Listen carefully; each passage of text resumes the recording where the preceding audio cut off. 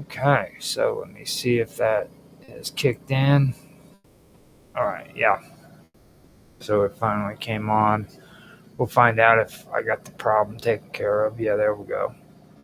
And we have that taken care of. It's up and it's going. Like I said, this is a topic I really don't like doing. Um, I am going to be discussing Moloch. Now, last year when I did it with Karma, this caused a lot of friction between me and Karma. It almost messed up our friendship, and I really don't like having the conversation too much about it.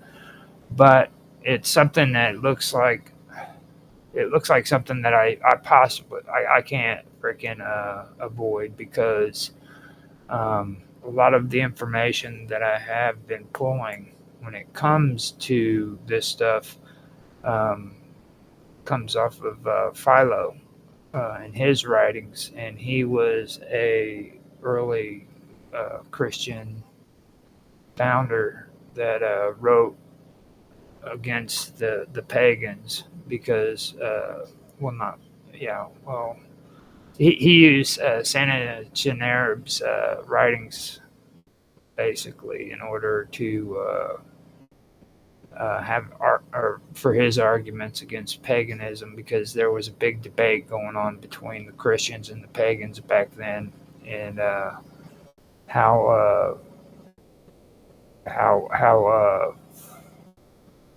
I don't know how you could say that how the Christian religion actually had a legitimacy basically is what the pagans were arguing, and in turn, Philo wrote his arguments against the pagans. They wrote their arguments against the Christians. And a lot of the information that I've gathered, I've been working with, has to do with those writings. So it's pretty interesting. It really is. So today, what I've done is this is actually where a lot of the derailment that took place freaking happened. You know what I mean? Like we're finally all caught up. I've finally gotten everything, but we've come to this point. So I am going to put, first of all, some cool music on because I need to recover from this. I and come back and get my head together and smoke a cigarette and get some coffee. But this is going to be an interesting conversation. I think it's kind of weird considering yesterday's stream. On top of that, that was a pretty strange one. Now I'm going into another stream talking about Moloch. So, and it's like I said, I've been wanting to avoid this one, but apparently this is something that I'm going to have to go over and discuss.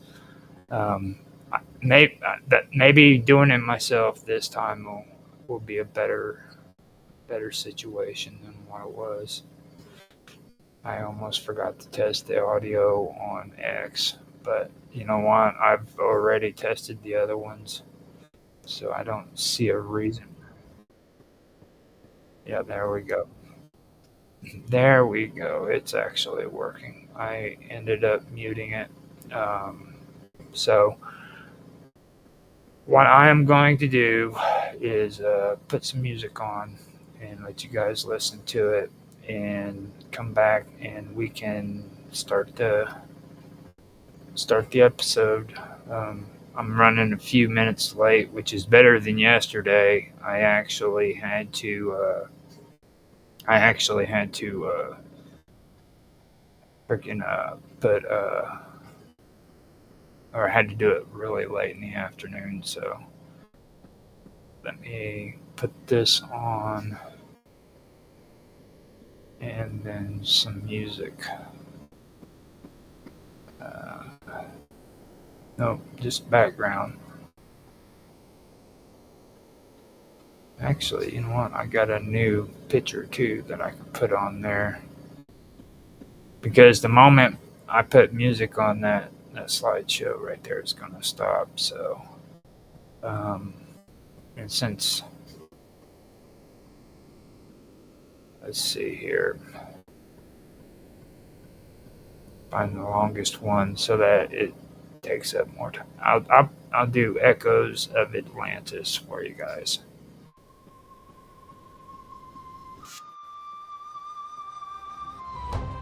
I'll be right back. Once the gods carved earth like a cosmic chessboard, Poseidon claimed Atlantis, his star-born accord. 10 twin suns, throne of tridents waits at his command. Empire stretched from Baobab stones to Mayan sand. Monolith stacked like Legos blocks no crane could lift. Sonic levitation, gods don't need pulleys or grit. Athena taught Athens, Hephaestus forged veins of gold, but Atlantis spires pierced heaven's stories untold. Ages of virtue, divine blood pure in the veins. No egregious geodesic temples where starlight reigns, but mortality crept in, diluted the grace. Go turn to rust, hubris eclipsed the god fast. Of Atlantis, drowned in the deep. Poseidon's lost kingdom, where titans still sleep. From these tetragonical to cold section, all as above, so below. Cosmic empire of modern princes of plasma, their thrones now debris. Echoes of Atlantis, where gods walked the sea. Watch the fall, saw vice crack the divine. Pyramids hummed warnings, but they ignored the signs. Sky split with fury, tsunami swallowed their pride. Atlantis sang screaming, but blueprints survived. Baalbek's foundation, stones that define modern math. 1,000-ton puzzle, gravity's aftermath. Scholars still baffled how they align the stars. They rode cosmic currents, breaching space-time's bars. Now divers chase shadows where crystal cities gleamed. AI scans the ocean, but truth a half-dream. Dream Freemasons whisper maps in their lodges of lore. Plato's Critias, a metaphor or a war. Echoes of Atlantis, drowned in the deep. Poseidon's lost kingdom, where titans still sleep. From Egypt to Tijuana, the co-attention, all as above, so below. Cosmic empire of laws and princes of plasma, their thrones now debris. Echoes of Atlantis, where gods walk the sea.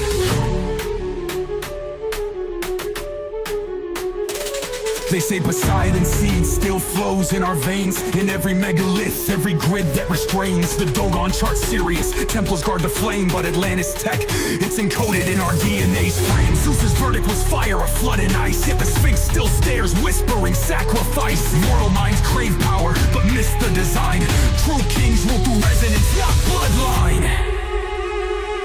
Now decode the ruins, their psalms etched in stone. A star-born king's empire, now dust and bone. The hall of records buried neath Giza's cold gaze holds anti-gravity schematics from pre-flood days. Crystal engines hummed, organ fueled their might, till pride turned their frequencies dissonant blight. The Anunnaki fled, Mars colonies crumbled. Leviathan's bones in the Mariana rumbled.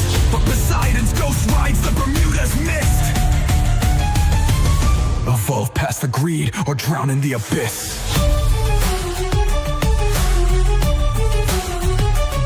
Tsunamis taller than gods, crack continents like eggs. Jungles of Egypt drowned, turned to sand in Poseidon's regret. Mammals shrunk to lapdogs, skies choked by volcanic breath. Waves circled the globe thrice, 3 funerals for death. Up the piston, rode the arc of frequencies, not wood. Up tetrahedron ziggurat where anti-grav pulses stood. While Atlantis sank, he spliced DNA and quantum seeds. Stashed them in Göbekley's veins and Indus Valley reeds. Volcanic winter's curse, Zeus hit the reset. Scorched the grids, erased the moon-ringed internet. Noah's not a shepherd, he's a star-born archivist. Cracking hermetic scrolls in caves where mushrooms twist. The survivors crawl from mud with amnesiac eyes. Built new gods from scrap metal and fallen skies. Now desert bones whisper where cedars once soared. Man's just a ghost in Atlantis' holographic horde.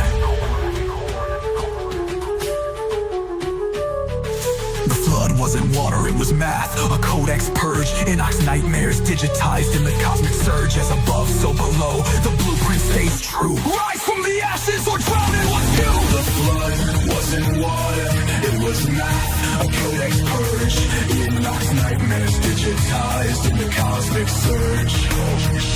As above, so below, the blueprint stays true.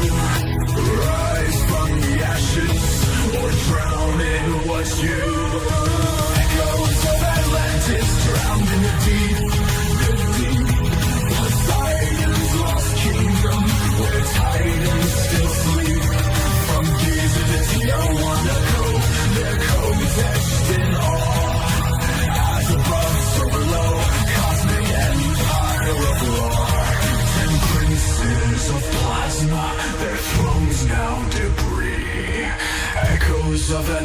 Atlantis, where gods walk the sea. So when you see Stonehenge anchored on fire, know Atlantis lives in the quantum choir.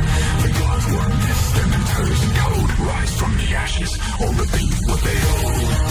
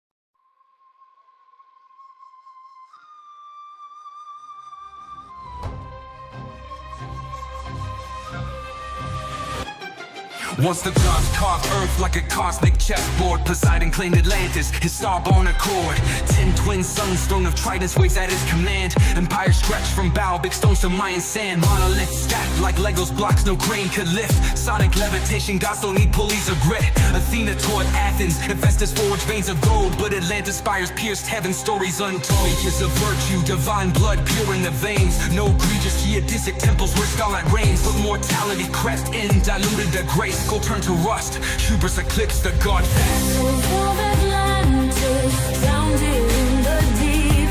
Poseidon's lost kingdom, where titans still sleep. From these to Occult, the cold section, all as above, so below. Cosmic empire of law and princes of plasma, their thrones now debris. Echoes of Atlantis, where gods walk the sea. Watch the fall, saw vice crack the divine.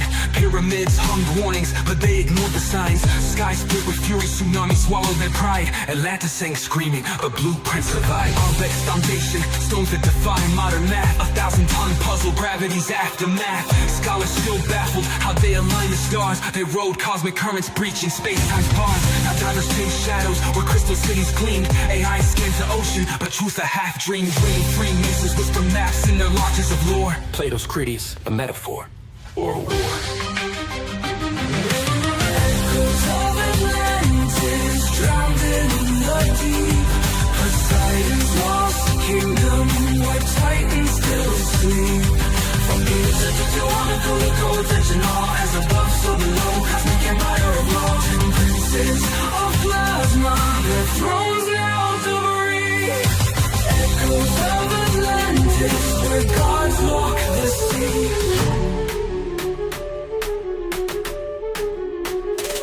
They say Poseidon's seed still flows in our veins. In every megalith, every grid that restrains. The Dogon chart Sirius, temples guard the flame. But Atlantis tech, it's encoded in our DNA's frame. Zeus's verdict was fire, a flood in ice. Yet the Sphinx still stares, whispering sacrifice. Mortal minds crave power, but miss the design. True kings rule through resonance, not bloodline. Now decode the ruins, their psalms etched in stone. A star-born king's empire, now dust and bone. The hall of records buried neath Giza's cold gaze holds anti-gravity schematics from pre-flood days. Crystal engines hummed, organ fueled their might, till pride turned their frequencies dissonant blight. The Anunnaki fled, Mars colonies crumbled. Leviathan's bones in the Mariana rumbled. But Poseidon's ghost rides the Bermuda's mist. Evolve past the greed or drown in the abyss.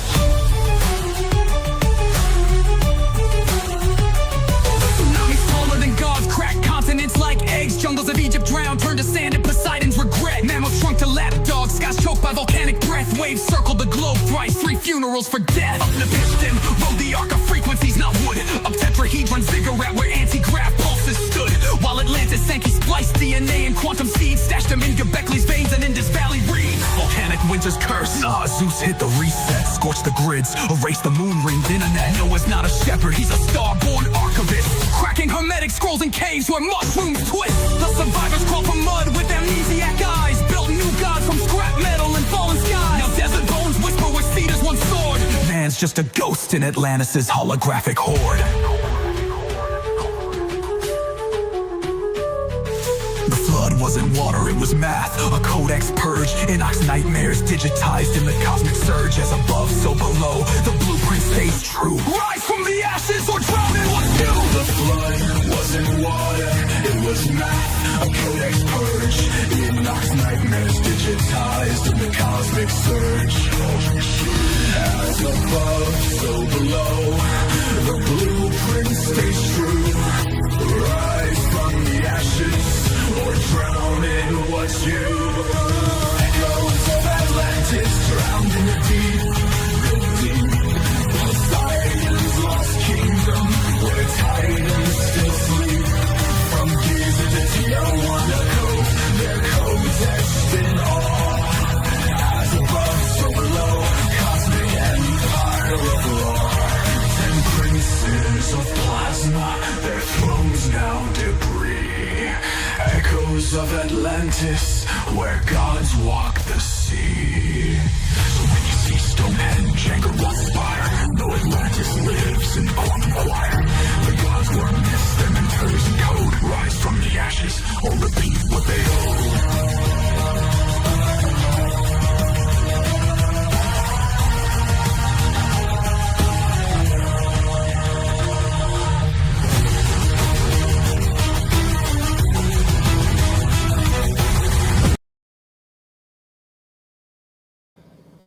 Okay, so with that being done, I think it's time to get on with the show. We were already 21 minutes in. There was only like a minute left of it, and it's all just musical.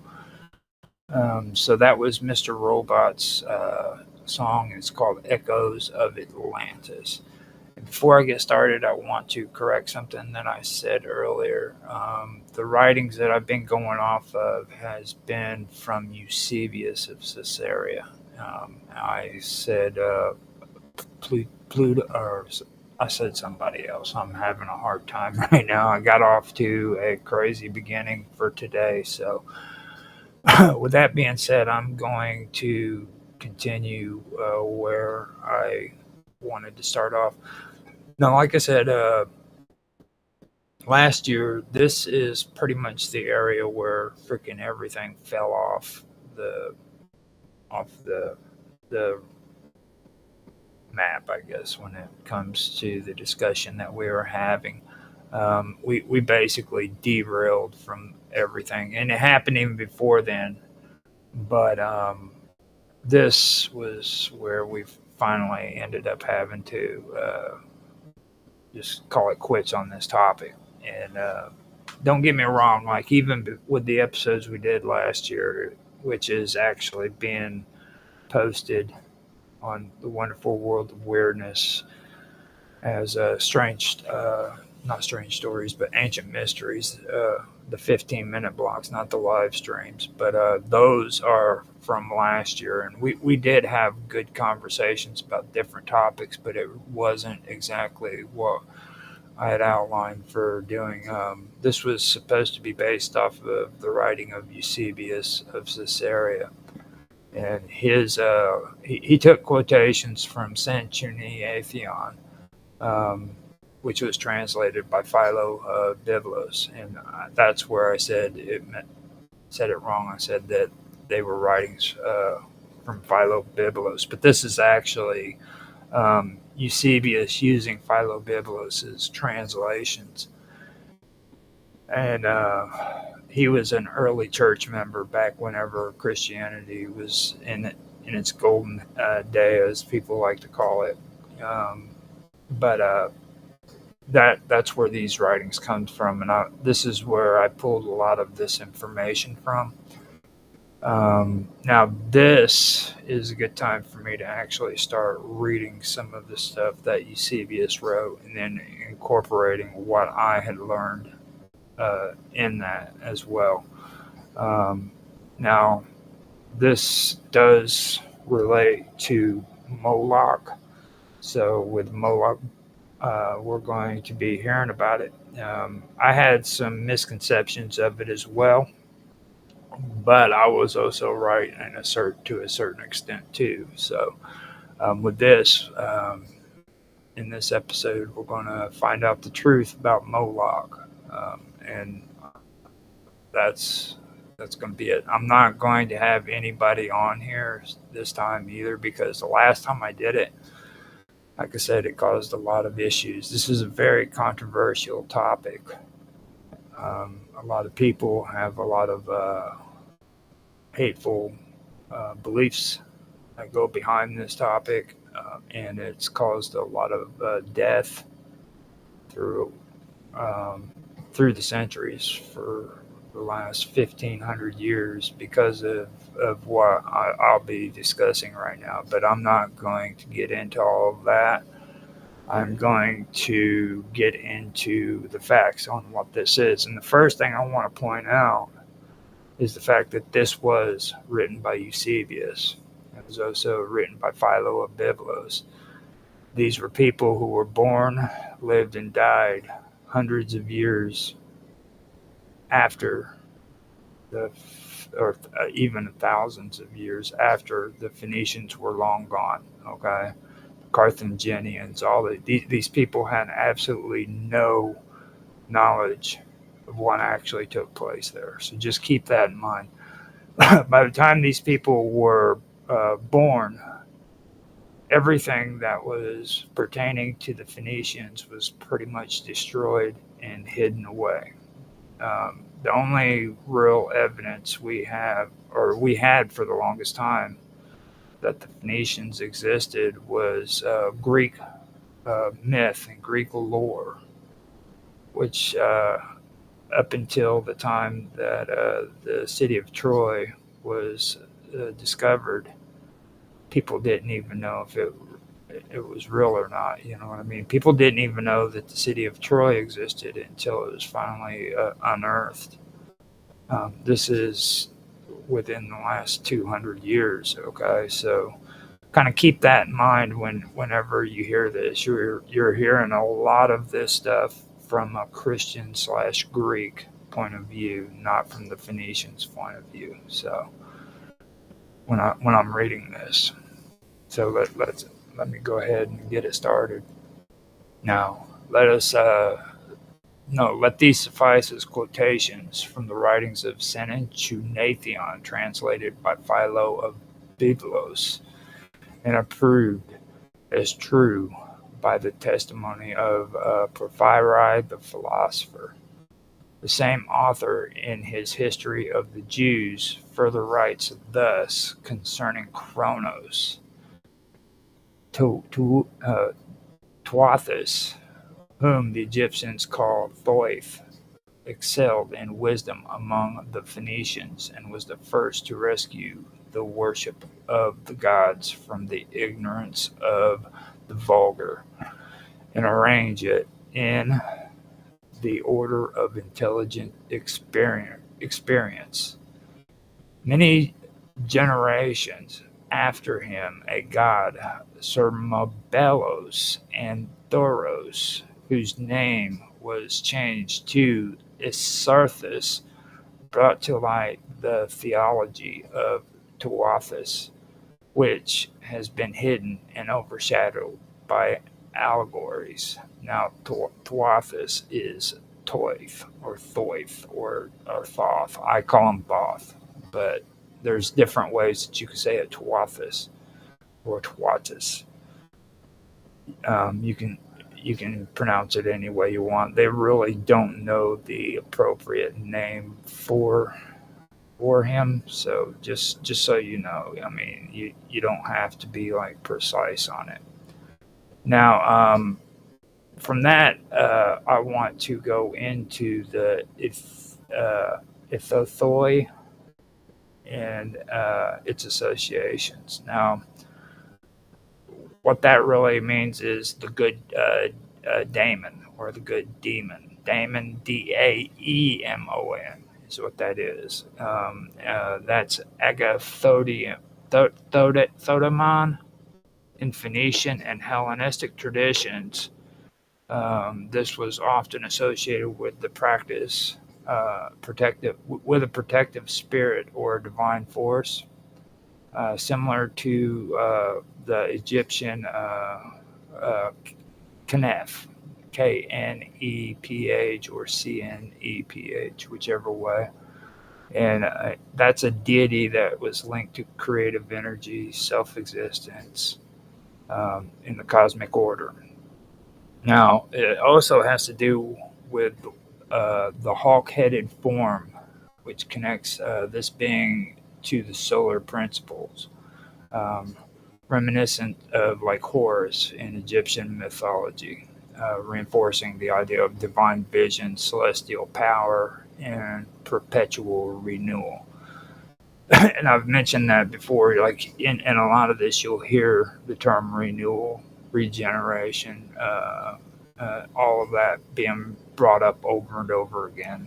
This is a term that's constantly used all throughout history, even before Judaism or even the Egyptians, to be honest. I've been finding it everywhere, so just keep that in mind. These are concepts that's been around for a really, really long time. Now, the idea that Ethothai is immortal and self-consumed suggests a cyclical nature akin to the phoenix, Ouroboros, or self-regenerating deities in various Indo-European traditions. This symbolism aligns with mythological concepts of eternal recurrences, sacrifice, and divine self-containment. So now you have regeneration, you have regenerating, okay? You have sacrificing and being reborn. You know, this is something that occurs all throughout ancient history. It started all the way back with the Indo-Europeans, the Indo-Aryans. It's in not only in Judaism, it's also associated with the Phoenicians, with the Canaanites. All of these, the Egyptians, the Babylonians, all of them, even with the Nords up north with Odin. You know, it's they all speak of this, so it's pretty interesting. Now, if we analyze Ethothai in a broader mythological framework, it fits into a pattern of primordial beings that embody cosmic balance and self-renewal. Now, Ouroboros, which is Greek, Egyptian, Norse, and Gnostic traditions, okay, says that the serpent eating its own tail represents infinity, self-regeneration, and the cyclical nature of time. Now, the phoenix, which is Greek, Egyptian, and Persian traditions, says that the phoenix is a bird that dies and is reborn through fire, embodying the principles of resurrection and eternal life. Now, when we go on to the Hindu tradition, you have Vishnu's Garuda, right? And that's a bird-like being associated with cosmic balance, protection, and divine energy. Now, this one is where we come to the Greek Phoenician traditions. This is Agathodamon, okay? Now, this is a benevolent serpent spirit, often linked to wisdom, protection, and faith. So right here, you see this connection that I'm always talking about between the serpent and the bird. And it's a reoccurring theme that goes all the way back to the Sumerians. It goes back to the Sumerians, the Babylonians, into the Assyrians, the Hittites, You've got the freaking now I'm having a brain fart. Hittites, the Phoenicians, the Canaanites, the even Judaism. You know what I mean? They even talk about the serpents and then the Egyptians as well. You know, it's everywhere, and in Hindu tradition as well. So you have the bird and the reptilians. Now, from my research, okay, into Proto-Indo-European mythology, uh, ancient deities, temple structures, and subterranean realms are a big thing that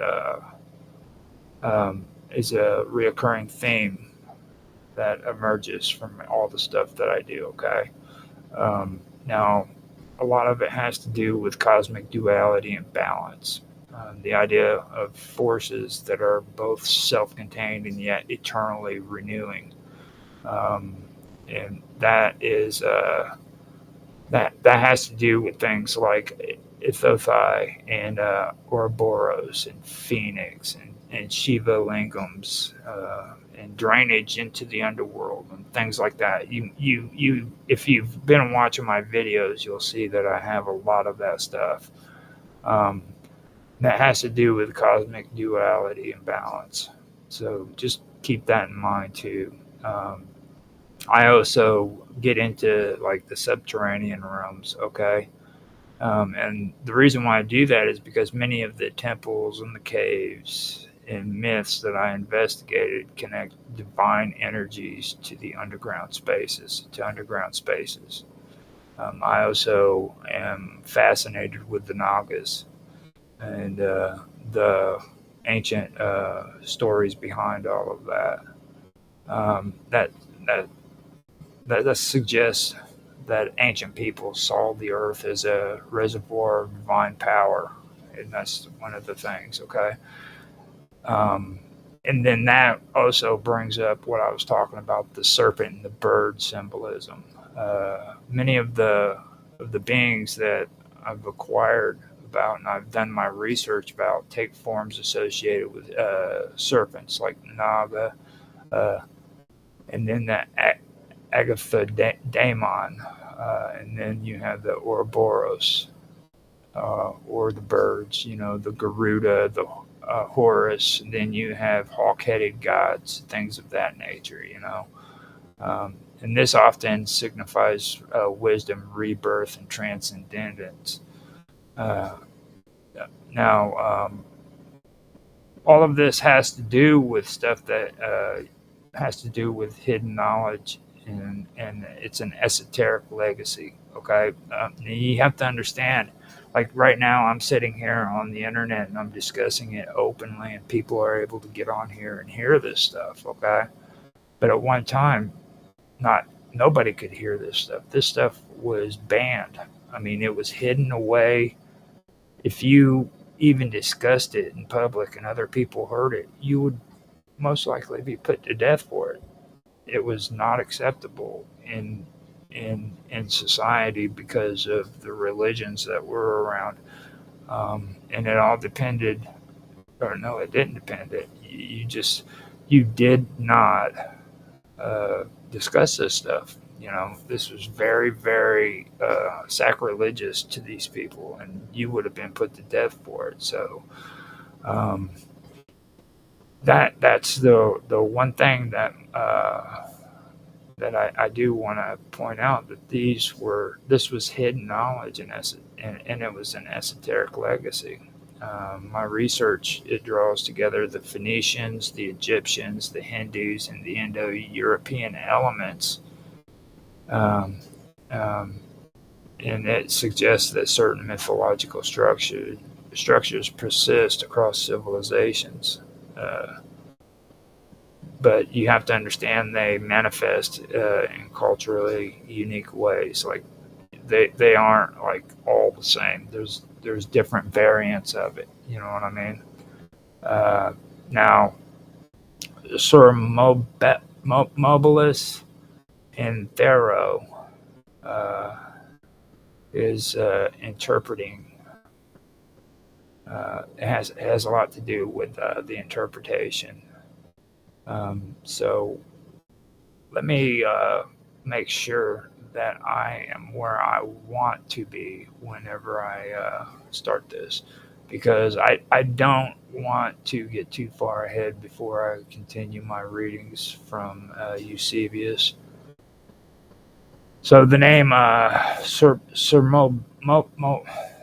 I have a hard time with it. Sir Mobilis and the word Theros, they don't appear in widely known mythological sources. Just to let you know, um, but they have been given in the Phoenician and the Hellenistic influences, mostly in Senecio accounts. Now, I went through and I attempted to analyze this within that framework. You know what I mean?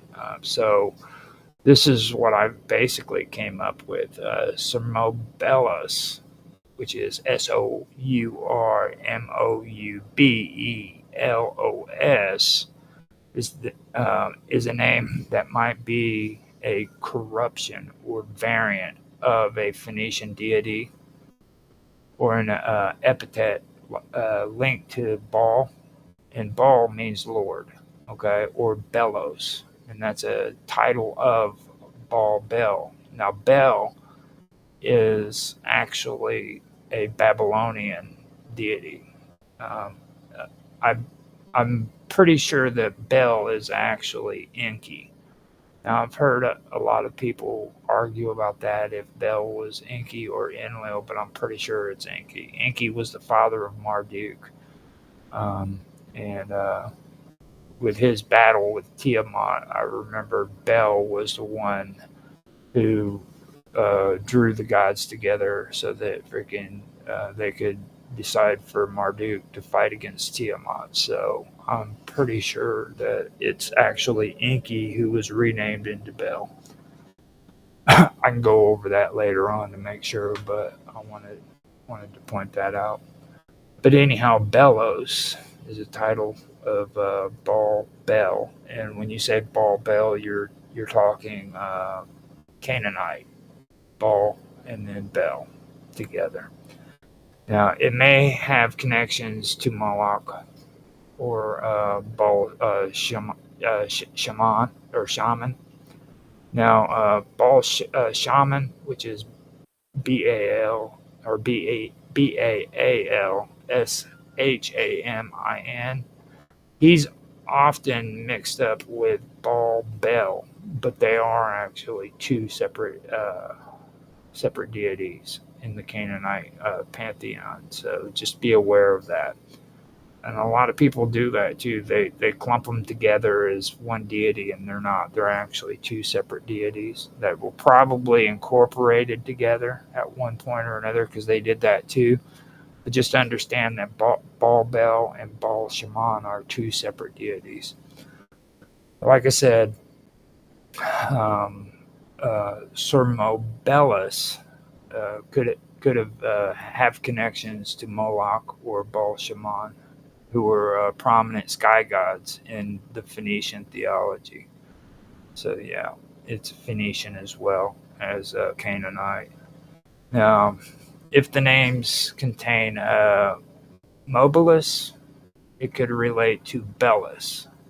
Okay, so just keep that aware. And Belus is Bel Baal, potentially meaning something like exalted Baal, or a divine figure associated with celestial authority.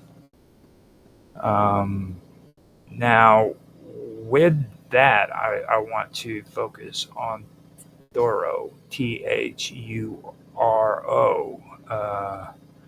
And then there is also Eusarthus. Eusarthus is another name that is interesting, because Thoros was actually, his name was changed to Eusarthus, and that is something that I wanted to go over the name change from Thoros to Eusarthus. It suggests a transformation of religious doctrine, possibly influenced by Hellenization or some kind of esoteric interpretation. Now, the prefix EU in Greek often means good or well, implying a refined or purified version of a deity or theological concept. Now, if Thuro is linked to an older deity, it could be a reference to Thor or Tharhud, and that would be the Hittite storm god, or even a Phoenician storm deity.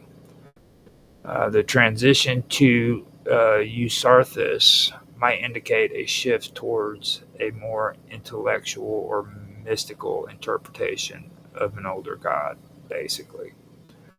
Now, the connection to Tuatis, which is Thoth Hermes,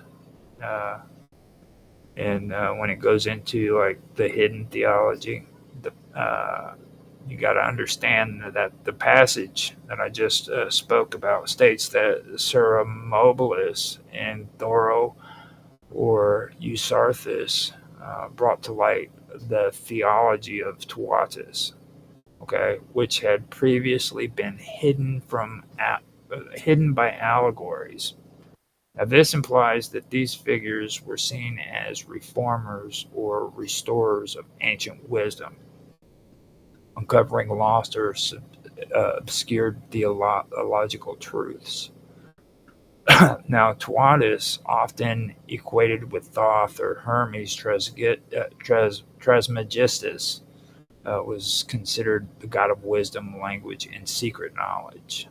The idea of hidden wisdom and revelation aligns with Hermetic, Gnostic, and even early Phoenician theological traditions, where sacred knowledge was often concealed in allegories, symbols, and esoteric traditions. You can also find that like in biblical passages and stuff. It's everywhere. It's not just refined or confined, actually, to just the Phoenicians or the Greek or anything. You can even find it in biblical passages where they use allegory quite a bit. So now with all that, if I do like a comparative analysis with this on other myths, I also come up with this pattern of forgotten wisdom rediscovered by later figures, which appears in multiple traditions. You have Hermeticism. That's the teaching of Hermes Trismegistus. And that was said to have had like hidden and later rediscovered information that was rediscovered by initiates, because they had mystery schools, you know what I mean, and things of that nature. So you had that going on. Then you have like the Hindu Puranic tradition, the Vedas, which are considered eternal, but often become obscured in dark ages and are often revived by sages, things of that nature. You have the Gnostic and the mystic traditions, which have sacred texts that are often said to be misunderstood by the masses and later clarified by enlightened teachers. So, my references to Sura Mobilis and Thuro Eusarthus, it does suggest the theological transformation where older Phoenician doctrines were reinterpreted or rediscovered. You have to understand that these figures may represent priestly or divine reformers, okay, reviving the wisdom of Tuatis in a more accessible or systematized form. Their stories fits with like a broader Indo-European or Near Eastern pattern of what would be determined as hidden wisdom which is supposed to be uncovered through divine or semi-divine figures. And Toth, in everything that I've found so far, Toth, there is a really, really good chance that Tawatis or Toth was actually human.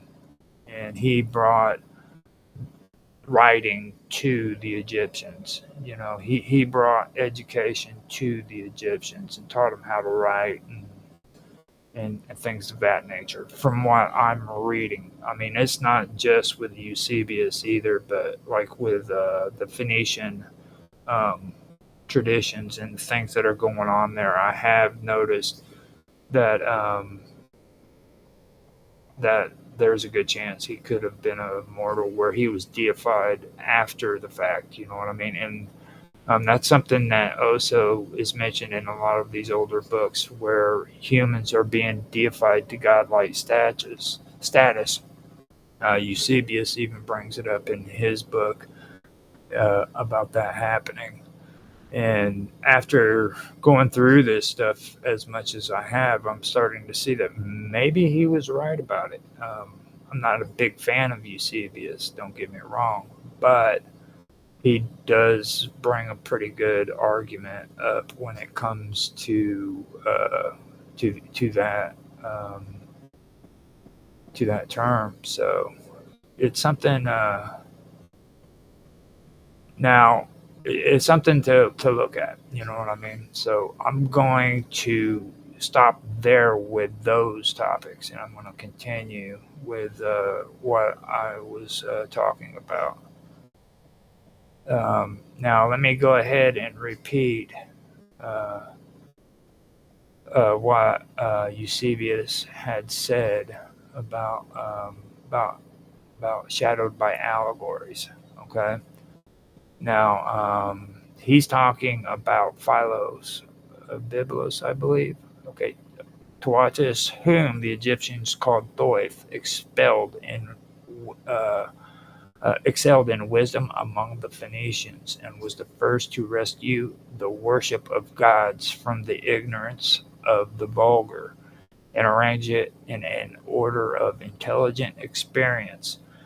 Many generations after him, a god, Sormobelus, and Thoro, whose name was changed to Eusarthus, brought to light the theology of Tuathis, which had been hidden and overshadowed by allegories. And soon after he says, it was a custom of the ancients in great crisis of danger for the rulers of the city or nation in order to avert the common ruin, to give up the most beloved of their children for sacrifice as a ransom to the avenging daemons. And those who were thus given up were sacrificed with mystic rites. Now this is where we come up into Moloch. And like I said before, understand that this is Eusebius who is writing this, and he's using he's using Tawatis as an example for this, as well as Eusarthus. So understand that much. And this is taking place years and years and years after Phoenicians were long gone and the Carthaginians were long gone. This is something that was translated by the Greek Christians and not actual text that's being written by the Phoenicians themselves. So, Kronos then, whom the Phoenicians called Elis, who was the king of the country and subsequently, after his decease, was deified as the star Saturn, had by a nymph of the country named Anabret an only begotten son, whom they on this account called Ledud, or Ledud, the only begotten being still so called among the Phoenicians, And when very great dangers from war had beset the country, he arrayed his son in royal apparel and prepared an altar and sacrificed him. So this is where Kronos, who is the Phoenicians called Elis, had sacrificed his son Leded.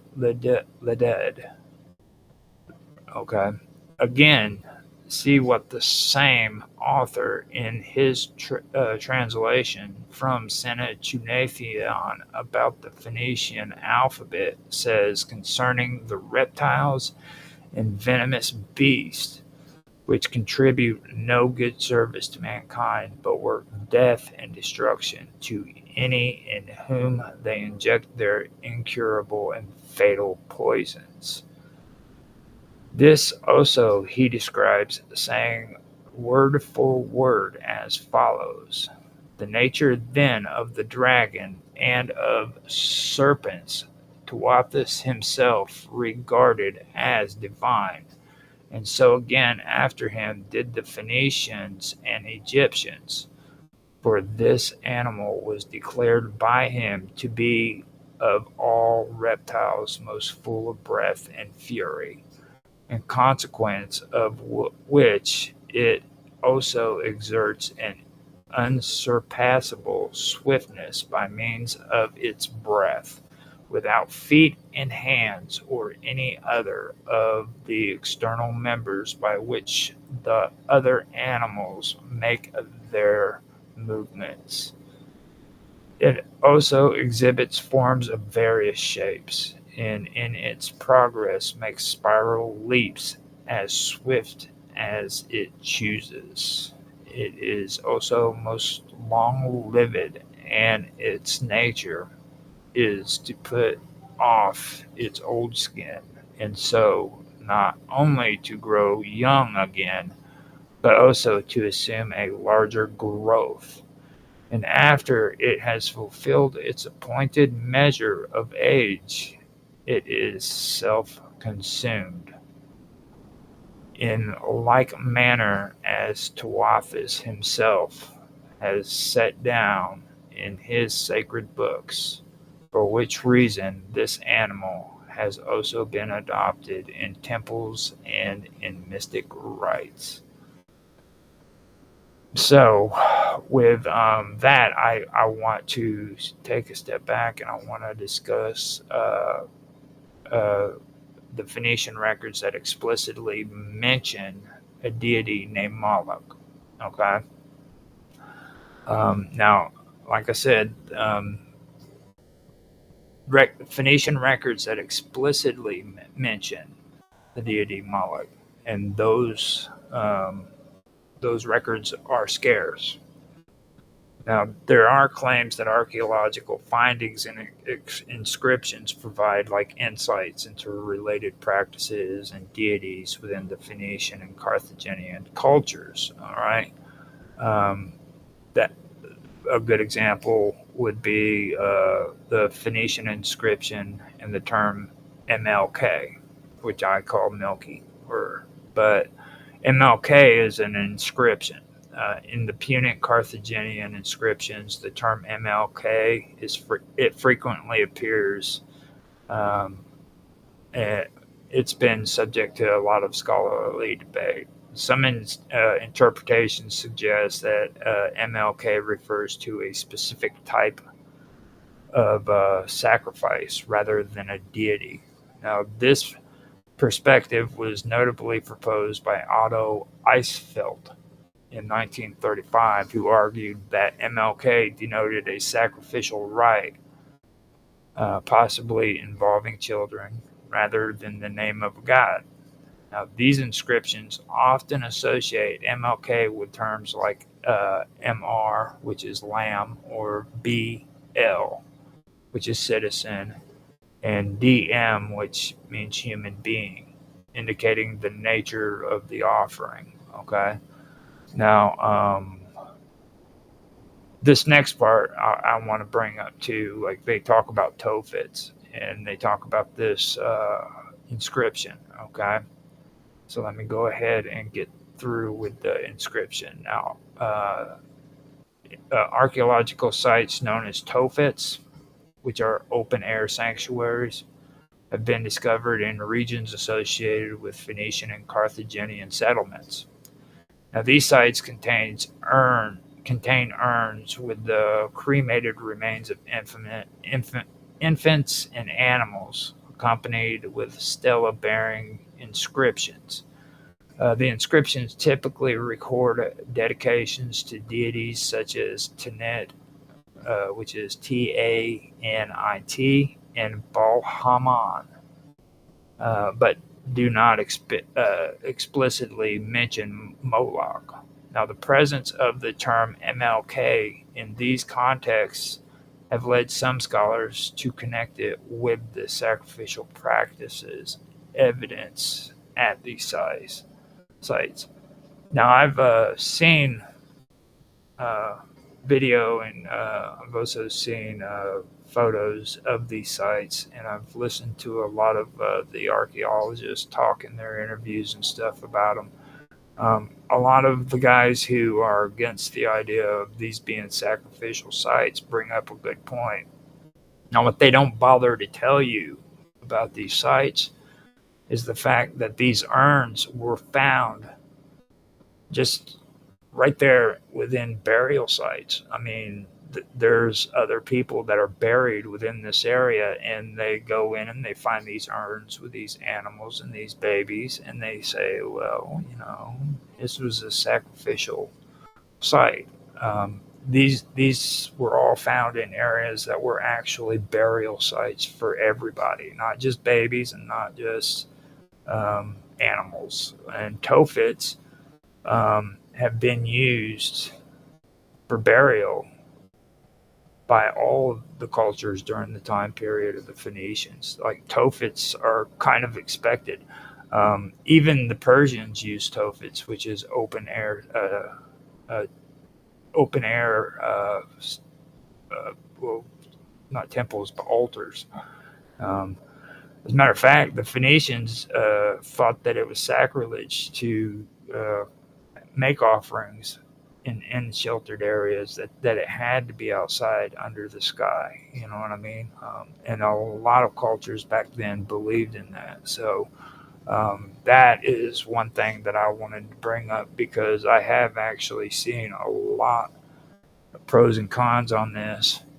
Now, other than that, they have MLK, and MLK is just an insignia that they find at these sites. And they don't know for sure if this is actually a deity or if it's just a marking saying that this was a ritual that took place. That was something that was very important for me to bring up.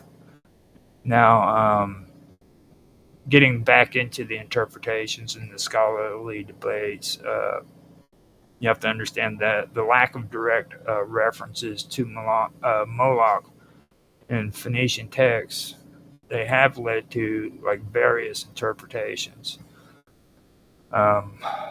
If you look at Moloch as a sacrificial term, you'll see that some scholars propose that MLK refers to a type of sacrifice, possibly involving children, rather than a deity. Now, this view is supported by the context of which MLK appears in Punic inscriptions. Now, if you look at Moloch Baal as a deity, you'll find that others suggest that Moloch was a deity associated with these sacrifices, drawing parallels with deities like Baal-Haman, who were venerated in Phoenician and Carthaginian cultures. Now, while direct Phoenician documentation of a deity named Moloch is limited, existing inscriptions and archaeological evidence is supposed to be providing valuable insights into the sacrificial practices and deities of Phoenician and Carthaginian societies. Now, the term MLK that plays a central role in this discussion. Okay, though its exact interpretation, whether a type of sacrifice or the name of a deity, remains a topic of scholarly debate, it still remains like central. It's central. It's central when it comes to this discussion. This is all they have when it comes to the whole idea of Moloch. Just 3 words, MLK, and that's it. Now, there are very few direct references to a lot of that too. So you need to understand that these aren't these aren't abundant. Like, you don't go all over the Middle East and find these sacrificial sites with MLK written everywhere. They're very few and far between. They're not as popular as what everybody tries to make them out to be. So just realize that when you hear this stuff. So let's see here. I'm gonna go and check and see if we've got any comments so far.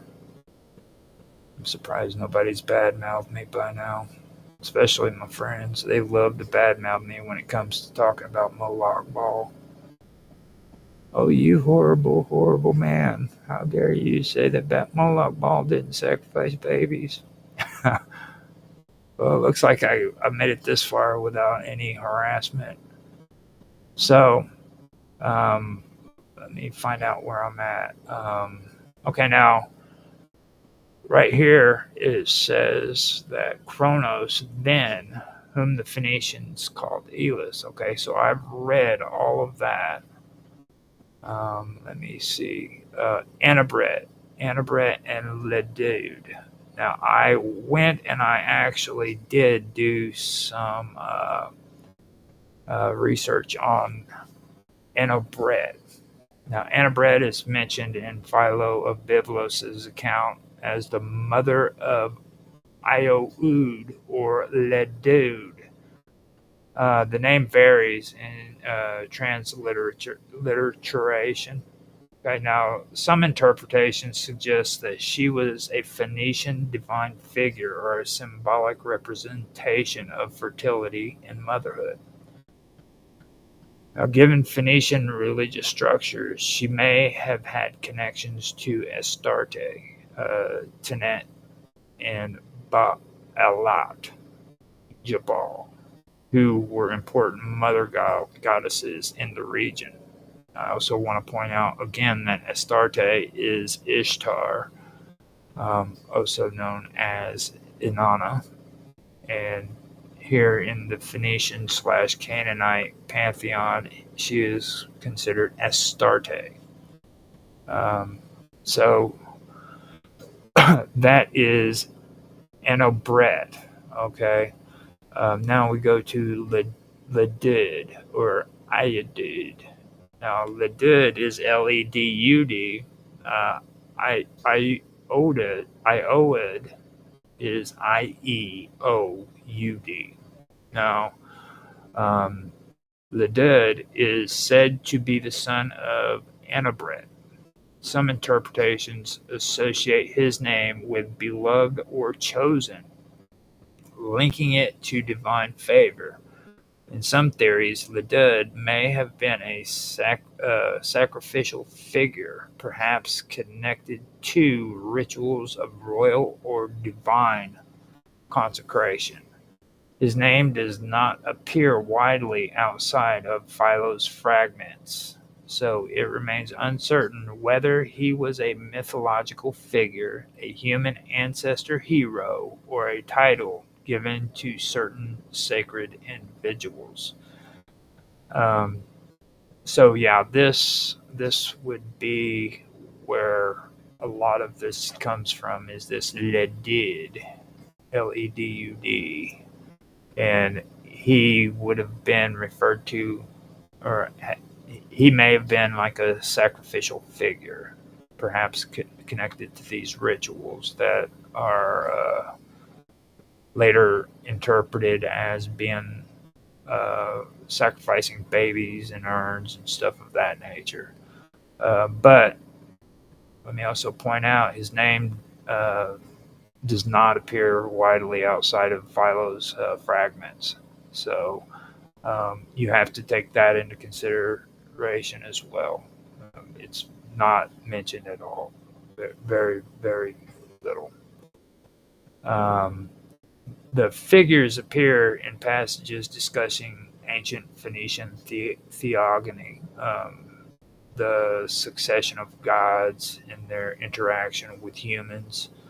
Now, if Annabret is indeed a mother goddess, her role may be tied to the lineage of divine or semi-divine kings, reflecting the Phoenician tendency to mix mythology with dynastic rule.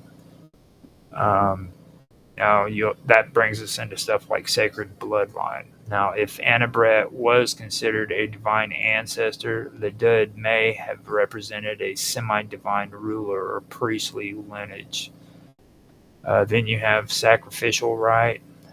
Some scholars have linked the Dud to the firstborn sacrifices. And that was found in Phoenician Carthaginian traditions, where elite families were supposed to have offered their children in rites to Baal Haman or Tanit. Now, this is an area that I can look deeper into, but I mean, I probably should. I probably should go back through and do a deeper dive on Haman, because even though I don't want to, and Tanit, see what's going on there. Now, also the Dud shares similarities with Hebrew Dod, D-O-D, which is beloved, which might indicate an honorific title rather than a personal name. So the Dud could be like, it has similarities with the Hebrew word Dodd, basically. So, and that's one thing that a lot of people who are Christian and Jew, who are Judaic, they have a hard time with the idea that the Jewish people were Canaanites, and you can find evidence in the Bible where there's parts that just don't fit. And if you take a look at the older Canaanite stories, you'll find out that they fit in there. But what it was is somehow they slipped through the cracks, you know what I mean? Like the War of the Lords of the Gods or something like that, which is in the Old Testament, is still there. And it doesn't relate to anything else. And people are sitting there saying, what is this all about? Well, if you go back and you look at the older texts of El, and you look at a lot of the things that were going on within the Canaanite pantheon, you'd see where that comes from. You know what I mean? But you have to have an open mind and be able to see it. As time went by, the Hebrews decided that they were going to break away from it. Everybody always talks about the Christian canon, but they don't realize that kind of stuff was going on beforehand. Okay, the Jewish were going through and taking stuff out of the Torah way before Christianity was around. They revised the Old Testament or the Torah, I think 2 or 3 times before Christianity even came around. So, and for me, I believe that what it was is they started realizing that they didn't want those pagan writings in their stories anymore. So they started taking them out because they wanted to separate themselves from what they were to what they wanted to be. So that's just me, though. I mean, and if you guys want to cuss at me and say dirty words, you can. You're in chat, so I'll forgive you this time. As long as you're not saying it to my face and being all mean, I'm fine. Which now it looks like I am in a position where I have to delete another comment on Kick from a person trying to solicit. So I have that taken care of. Checking the streams, seeing if anybody has any comments so far, and I have found nothing. So we're all good. All right.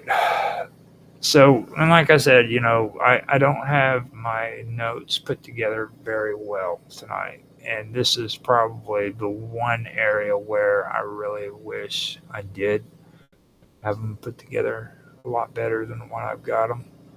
So I do apologize to you guys for that. It's like I said, this whole week has just been outrageous. But that is something that I have to put up with. Now, I did cover that. Now, I could go through and talk about Santa Chinathion or Tawadas, but me and Karma, we really covered Tawadas very well. I think we did an excellent job of that, It was just sad that we had to get into this topic and, an argument had to have been started, which, by the way, I took them out of the 15-minute videos because I still think of her as a good friend, and I hope she still thinks of me as a good friend too, but it's something that I don't want to revisit, and I don't want people to freaking have to visit either, because like I said, this is a very, very touchy situation, a very, very touchy topic.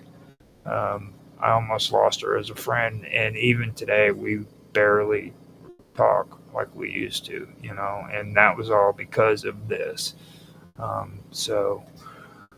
That's one reason why I'm doing this on my own.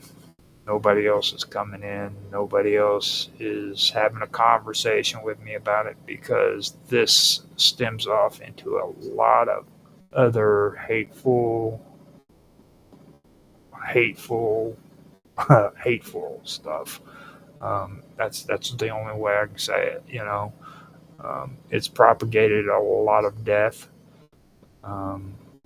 There's things that happen in the freaking Middle Ages, which has directly resulted because of this, and not too many people want to talk about that. I don't really want to talk about it either, because it causes a lot of emotions inside of me, so I try to stay away from that. Now, I believe that I've covered everything on there. I've discussed what Eusebius has said about the serpent.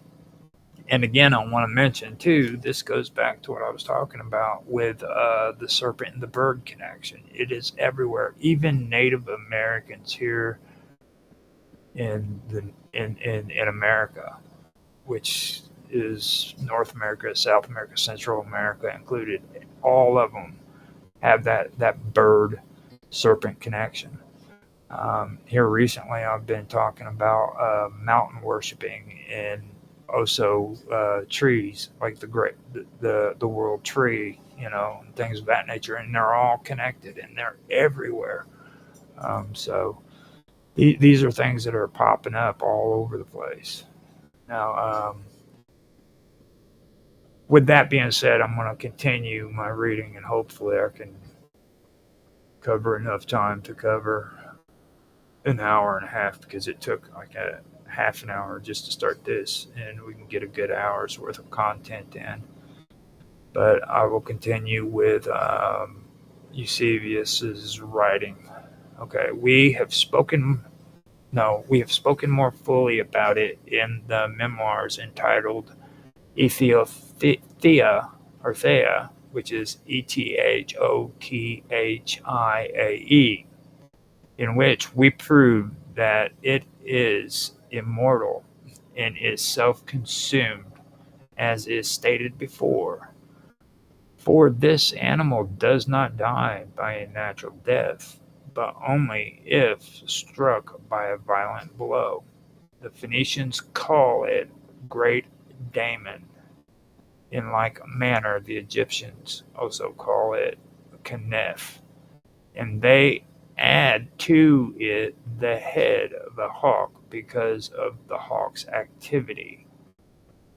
Now, Epeus, which is Epeis, is also who is called among them a chief, a hierophant, and sacred scribe, and whose work was translated by Arius and Heracleopolis, speaks in an allegory word for word as follows. The first and most divine being is a serpent with the form of a hawk, extremely graceful, which whenever he opens his eyes, filled all with light in his original birthplace. But if he shuts his eyes, darkness came on. Epeus here intimates that he is also of a fury or fiery substance, but saying he shone through, for to shine through is peculiar to light. From the Phoenicians, Parasitus. From the Phoenicians, Parasitus also took the first ideas of his theology concerning the god called by him Ophion, and concerning the Ophionidae, which is spelled Ophionnidae, of whom we shall speak again. That was horrible. But anyhow, I did go and pull up some more information about Epia, or Epia, not Epi, as a hierophant or sacred scribe. Now, Epi is described as a chief hierophant and sacred scribe, meaning that he was likely a religious authority responsible for interpreting and transmitting sacred knowledge. Now, his writings, which were translated by Arius or Heracleopolis, seem to focus on Phoenician cosmology and theology, using allegoric languages to describe divine beings and primordial forces.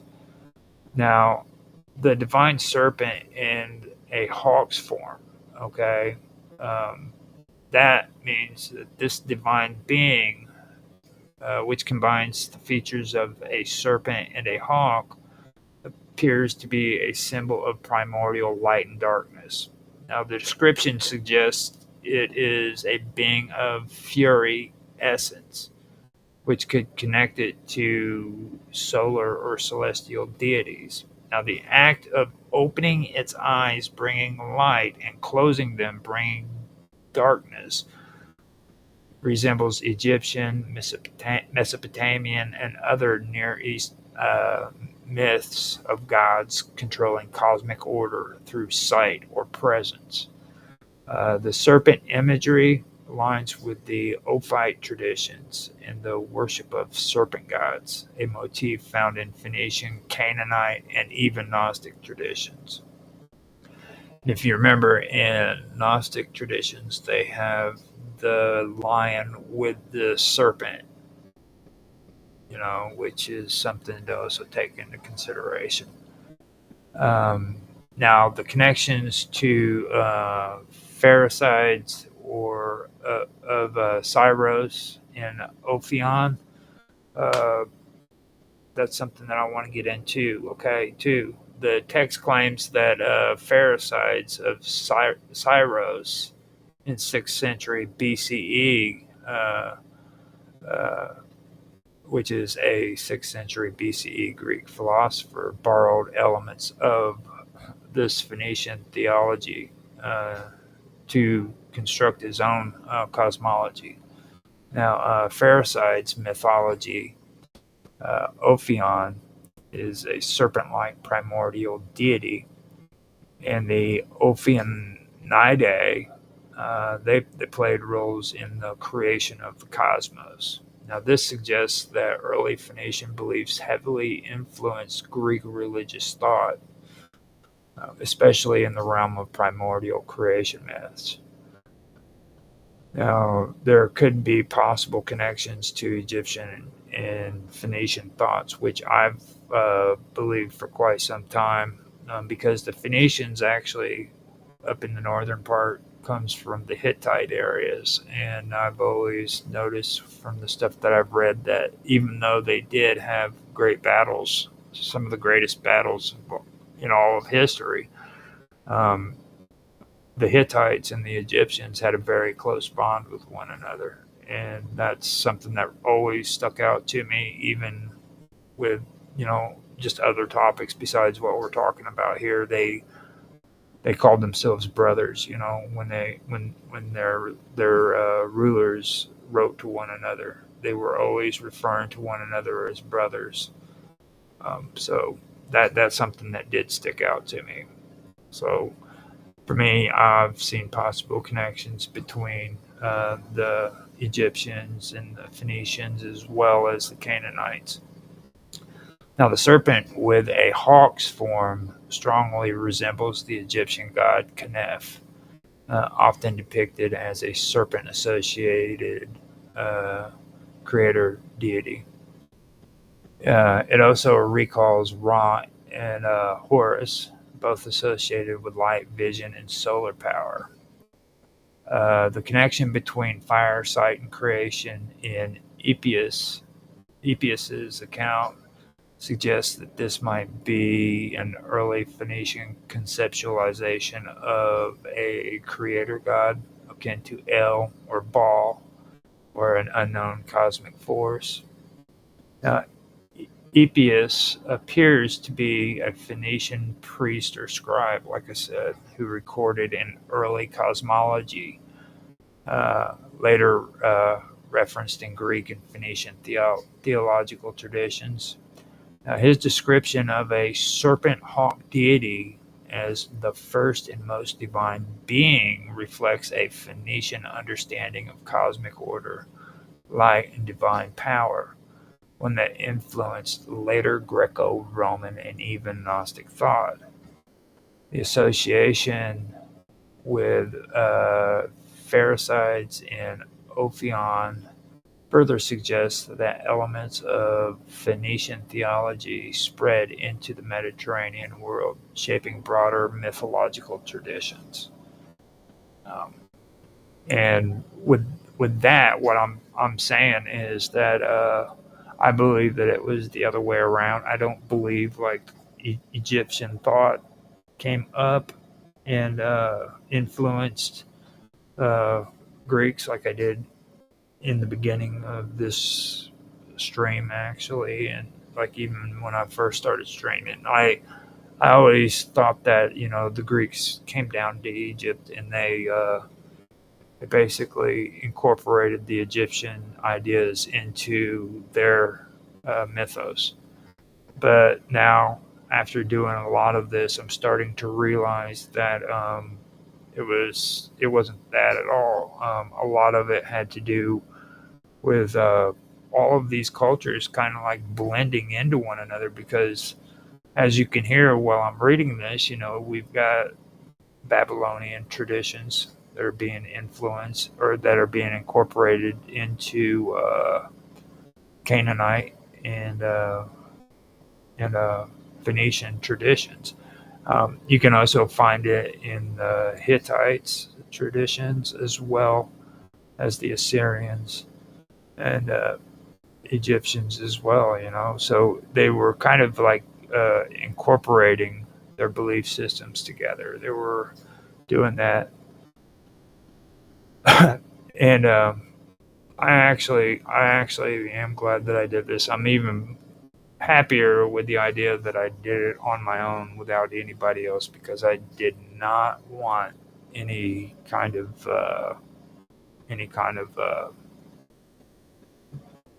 bad results coming out of this. This is something that I do want to discuss, but I don't think that it would be wise to have more than one person doing it. Now later on, I can have an open conversation about this, maybe on WoW Talk or something. But I don't think that having anybody on this episode would have been a good idea. I think that I was able to get through it as well as I could. I really wish that I could have taken the outline and done better with it. I I really messed up on doing the notes.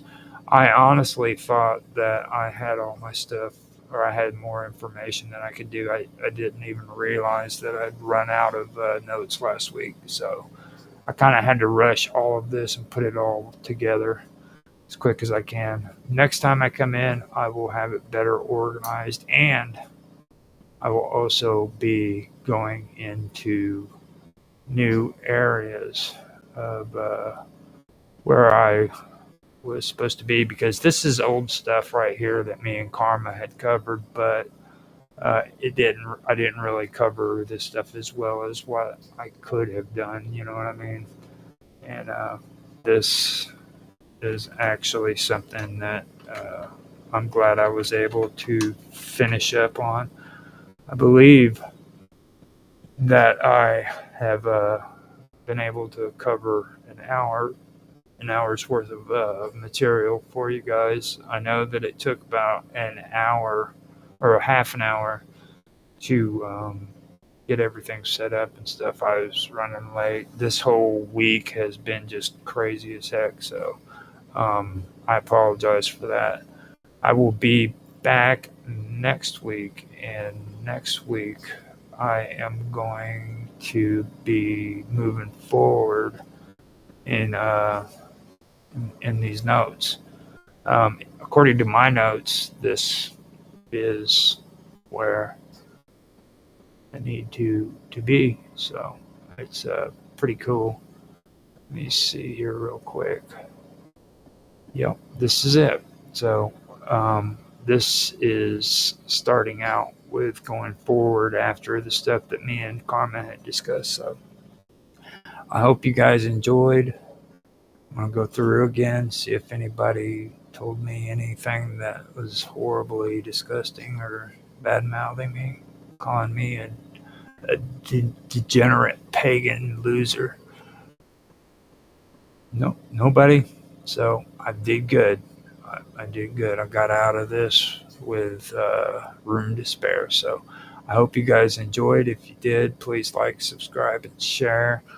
Also, leave a comment in the comment section. I love to have talks with people about these topics. So don't be afraid, man. You know, reach out and say hi and leave a comment. I love that. So with that being said, I'm going to end it, and thank you guys for watching.